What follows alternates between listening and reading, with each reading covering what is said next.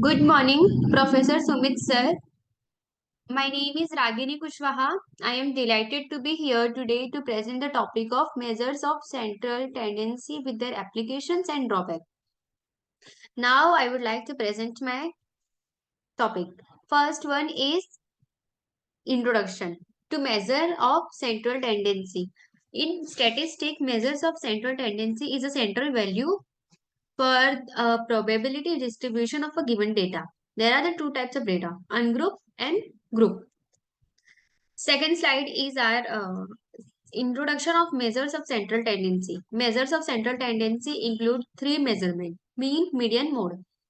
Mean. In statistic, mean refer to the average that is used to drive the central tendency of the given data.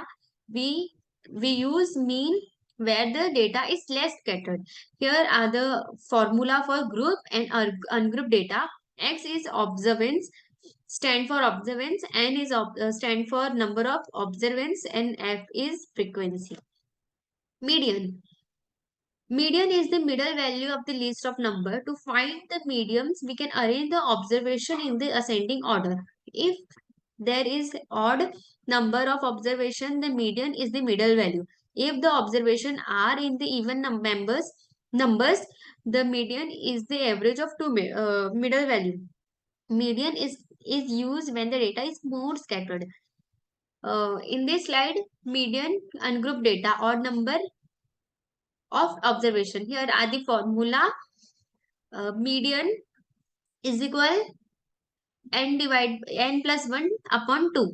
Examples, these are the example. And median ungrouped data, even number of observation, also data for a formula for ungrouped data and examples. Next slide is median group data. Again, the formula is for group data, and here is a class. Here is the given data, and these are the these L stand for lower class boundaries, X stand for heights of size of class boundaries, stand for medium frequency, C dot F stand for cumulative frequency of descending value.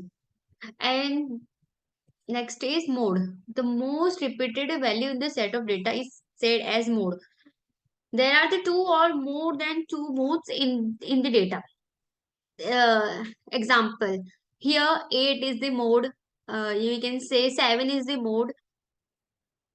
Also 7 is the mode. 8.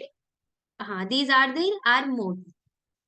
Next one is mode for group data. Here also given is mode, and these are the these bracket are given data, and where also here said that L is lower class boundaries of model group, H is stand for size of class boundaries, FM size for stand for frequency model group, F1 is proceeding value of model group, F2 stand for proceeding frequency of model group. Next slide is application. Why measure of central tendency is important, and where we can use this application for data analyzing. These applications are useful. Business report also we can use in this method. Research presentation, for we can also use this measurement for research presentation. Educational presentation, financial report, performance metric we can use here. But there are also drawbacks. Outliers. Measures of central tendency are affected by extreme value or outliers, which can skew the result. Non-representative. The mode may not accurate represent the central value of the data set is in case where there are several value with familiar frequency. Limited information. Measures of central tendency provide only a single value of describe the data, which can be limited in providing a complete understanding of the data set.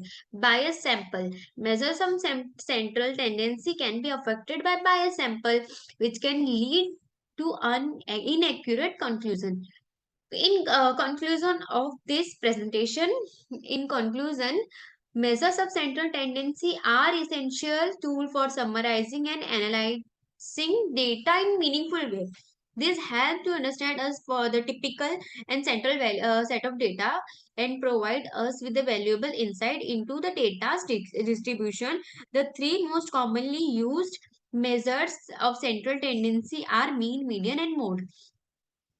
Thank you, sir, to giving me this opportunity to present on this topic. Thank you, sir. Thank you.